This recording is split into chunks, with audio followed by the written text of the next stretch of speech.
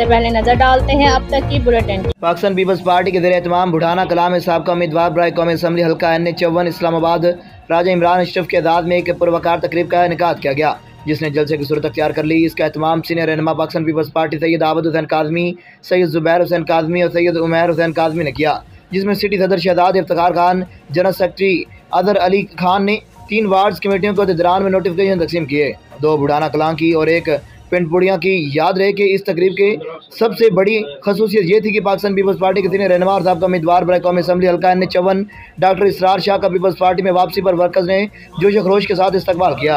Chum chum chum chum chum chum chum chum chum lemon max long bar chum chum chum chum